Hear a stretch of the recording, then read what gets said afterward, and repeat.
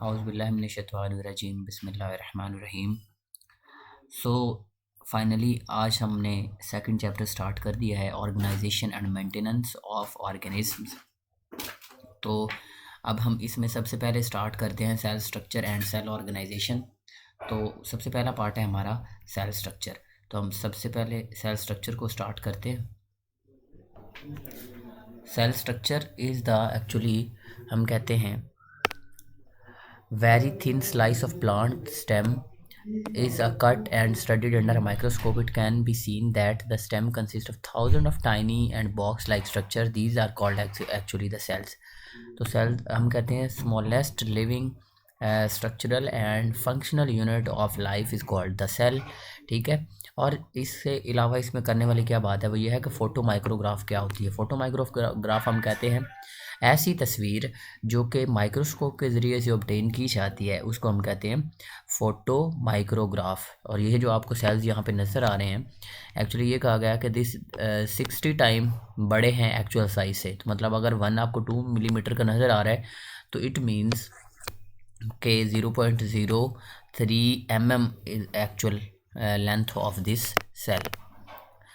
अच्छा जी, इसके बाद हम देखते हैं हमारे पास आता है कि सेक्शंस के अंदर जब हम डिवाइड करते हैं तो सेक्शन हमें कौन से नज़र आते हैं। तो असल में 2 सेक्शन होते हैं जब हम कट करते हैं किसी भी स्पेशली एनिमल। यहाँ पे हम प्लांट सेल को देख रहे हैं तो 2 सेक्शन होते हैं, एक को हम कहते हैं लॉन्गिट्यूडिनल सेक्शन और दूसरे को हम कहते हैं ट्रांसवर्स सेक्शन।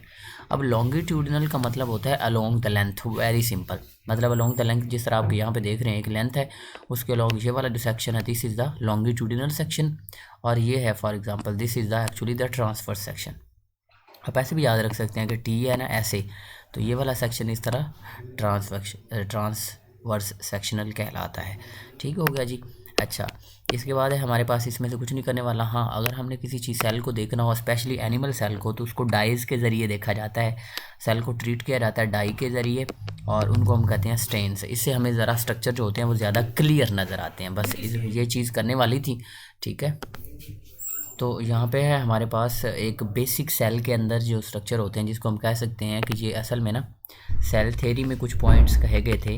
तो एक्चुअली जो सेल थ्योरी है वो ये चीज़ बता रही होती क्या कि जितने भी सेल्स हैं उनके अंदर सेल मेम्ब्रेन मौजूद होती है। ठीक है, हर सेल के अंदर दुनिया का कोई भी सेल देख लें साइटोप्लाज्म मौजूद होता है, लेकिन most cell have the nucleus. लेकिन ओवरऑल कहा जाता है कि ज़्यादातर सेल्स के पास जो होता है वो न्यूक्लियस होता है। ऑलमोस्ट 85% सेल्स या 90% जो होते हैं उनमें न्यूक्लियस। तीनों चीज़ें सेल थ्योरी के कंपोनेंट्स हैं, सेल मेम्ब्रेन का होना, साइटोप्लाज्म का होना एंड न्यूक्लियस का होना। मतलब ये 3 जो पार्ट्स हैं ये हर चीज़ के अंदर मौजूद होते हैं। ठीक है, ये बातें आपने याद रखनी है क्योंकि आगे कुछ ऑर्गेनेलिज़ हम पढ़ेंगे जो कि प्लांट और एनिमल सेल में से स्पेशलाइज्ड होते हैं। एनिमल में होते हैं, प्लांट में नहीं होते। कुछ ऐसे हैं जो प्लांट में होते हैं और एनिमल में नहीं होते। सो ये आपने बात याद रख ली। अच्छा, ये आपको यहाँ पे स्ट्रक्चर नज़र आ रहे हैं। तो अगर यहाँ पे हमें थोड़ा सा फोकस करें तो हमें नज़र आएगा कि ये जो न्यूक्लियस है this is the darker one, darkly stained area है। ये cell membrane is outer most boundary होती है एनिमल सेल में, बट प्लांट सेल के अंदर it is also surrounded by the cell wall. उसके बाद हम देख सकते हैं कि यहाँ पे साइटोप्लाज्म है जिसमें आपको ग्रेन्यूल्स ही ग्रेन्यूल्स नज़र आ रहे हैं। ये सारा क्या है, साइटोप्लाज्म है। ठीक है, उसके बाद हम कहते हैं mitochondria, this is the mitochondria actually. ठीक है, ये सारे माइटोकॉन्ड्रिया है कुछ और बाकी सारे ग्रेन्यूल्स नज़र आ रहे हैं। ठीक है, तो ये आपको बेसिक स्ट्रक्चर है। अब हम इसको थोड़ा सा डिटेल में देखते हैं अंडर द लाइट माइक्रोस्कोप। ये हमने लाइट माइक्रोस्कोप के ज़रिए देखना है, फिर हम इलेक्ट्रॉन स्कैनिंग इलेक्ट्रॉन माइक्रोस्कोप के ज़रिए से या ट्रांसवर्स इलेक्ट्रॉन माइक्रोस्कोप के ज़रिए से हम देखेंगे। तो अभी फ़िलहाल हम देख रहे हैं लाइट माइक्रोस्कोप के ज़रिए से। ठीक है, या सिंपल हमारे पास माइक्रोस्कोप है उसके ज़रिए देख रहे हैं। तो हम आगे साइटोप्लाज्म को देखते हैं। साइटोप्लाज्म जो होता है हम कहते हैं कि cytoplasm actually thick liquid with the particles, इसके अंदर बहुत सारे पार्टिकल्स होते हैं, यहाँ पे आप देख सकते हैं। ठीक है, और इसमें 90% वाटर होता है। ये बहुत ही इंपॉर्टेंट बात होती है।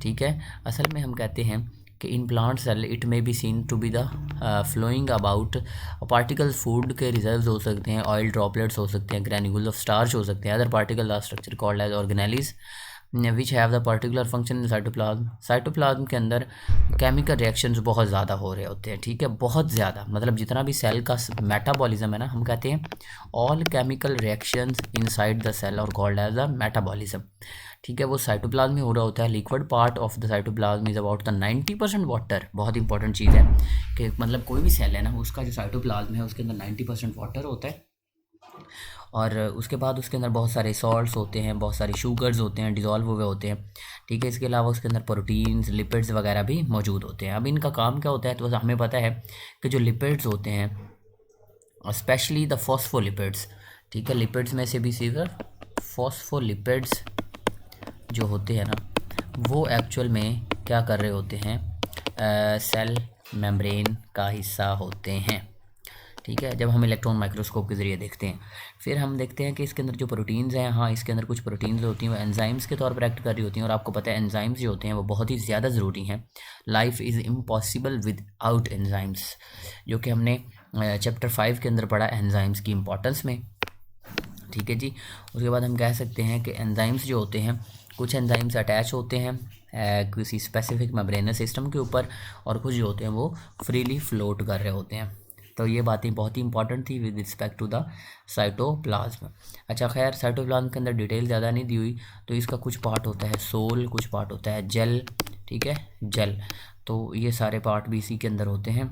सोल सॉल्यूशन वाला लिक्विड पोर्शन होता है, जेल जो होता है उसके अंदर ज़्यादातर ग्रेन्यूल्स वगैरह होते हैं। नेक्स्ट पार्ट है सेल मेम्ब्रेन की। अगर हम बात करें तो जो सेल मेम्ब्रेन होती है, ये बहुत ही इंपॉर्टेंट पॉइंट आपको बताने लगा हूँ। Cell membrane is a thin structure cytoplasm around the outside. असल में जो अंदर वाला सारा सैप है, सेल सैप जिसको हम कहते हैं, वाटर एंड डिज़ोल्व सॉल्ट्स वगैरह, ये सारी चीज़ें साइटोप्लाज्म में, और इसकी आउटर मोस्ट बाउंड्री जो है वो है सेल मेम्ब्रेन।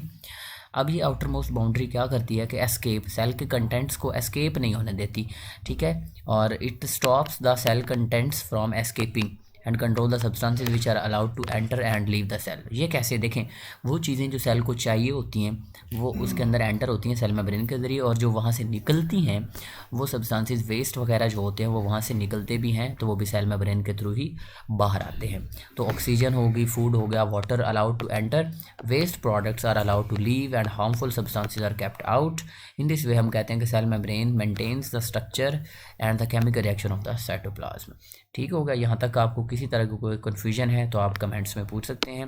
नेक्स्ट हमारे पास है न्यूक्लियस, जो कि most important and most vital और the control centre of the cell है, वो हम कहते हैं न्यूक्लियस को प्लूरल हम कहते हैं nuclei. Most cell contain the one nucleus which is usually the rounded, ठीक है जी, राउंडेड होता है, enclose in the membrane and embedded in the cytoplasm. अच्छा, हर तरह ये राउंडेड नहीं हो सकता, डिफरेंट फॉर्म हो सकता है, कुछ बल्जिंग होते हैं, कुछ किस तरह होते हैं, वो डिपेंड करता है हर सेल के ऊपर, क्योंकि there are so many types of cells, कुछ स्क्वैमस सेल्स होते हैं, कुछ कोलमनर सेल्स होते हैं, कुछ क्यूबाइडल सेल्स होते हैं, तो हर तरह के सेल्स के अंदर जो होता है वो डिफरेंट टाइप का न्यूक्लियस होता है। लेकिन ये बातें फिक्स होती हैं, वो कौन सी हैं, वो है कि डार्कली स्टेन्ड होता है, और इसका फंक्शन बहुत इंपॉर्टेंट है कि ये कंट्रोल करता है एक्चुअल में type and quantity of enzyme produce by cytoplasm, कि साइटोप्लाज्म ने कितने एंजाइम बनाने हैं, कौन से एंजाइम्स बनाने हैं, ये सारा कुछ डिसाइड करने वाला जो है वो है न्यूक्लियस, ठीक है। इस तरह से ये हम कह सकते हैं कि ये कंट्रोल करता है केमिकल चेंजेस को जो कि सेल के अंदर टेक प्लेस हो रही होती हैं। तो हम कहते हैं कि in this way it regulates the chemical changes which take place in the cell, as a result the nucleus determines the what cell will do, ठीक है, कौन सी करेगा, ठीक है। अच्छा, हम कहते हैं कि cell without nucleus can not reproduce, मतलब सेल डिवीजन जो होती है वो भी ये कंट्रोल कर रहा होता है, ठीक है। अब न्यूक्लियस के अंदर कुछ थ्रेड लाइक स्ट्रक्चर्स होते हैं जिनको हम क्रोमोसोम्स कहते हैं, ठीक है, और ये क्रोमोसोम हमें सिर्फ ड्यूरिंग सेल डिवाइड, जब सेल डिवाइडिंग स्टेज पे होता है तब नज़र आते हैं, अदरवाइज़ न्यूक्लियस ये इस तरह क्रोमेटिन मटेरियल इरेगुलर फॉर्म में मौजूद होता है जब नॉन डिवाइडिंग, यानी कि इंटरफेस जब होती है या जब नॉन डिवाइडिंग स्टेज होती है, ठीक है, इंटरफेस जब होती है नॉन डिवाइडिंग स्टेज में क्रोमेटिन मटेरियल होता है, और जब सेल डिवाइडिंग स्टेज पे जाता है तो फिर क्रोमोसोम की शक्ल इख्तियार कर लेता है। सो ये जो थी हमारे पास अबाउट द क्रोमोसोम, यहाँ पे आप सेल डिवीजन को देख सकते हैं किस तरह से हुई है कि एनिमल सेल कोई भी है उसने सबसे पहले अपने न्यूक्लियस को डबल किया है अबाउट टू डिवाइड सेल, पहले न्यूक्लियस डिवाइड फर्स्ट होता है जिसको हम कहते हैं कैरियोकाइनेसिस, ठीक है, और बाद में जो होता है साइटोप्लाज्म भी डिवाइड करना शुरू कर देता है और इस तरह से साइटोकाइनेसिस हो जाती है, ठीक है। तो मतलब देयर आर 2 स्टेप्स एक्चुअली एक को हम कहते हैं कैरियोकाइनेसिस और दूसरे को हम कहते हैं साइटोकाइनेसिस। तो इस एज अ रिजल्ट क्या होता है, सेल डिवाइड, और this is controlled by actually nucleus. This was all about today's lecture. In the next lecture इंशाल्लाह we will discuss about the plant cell, the many other features. Thank you.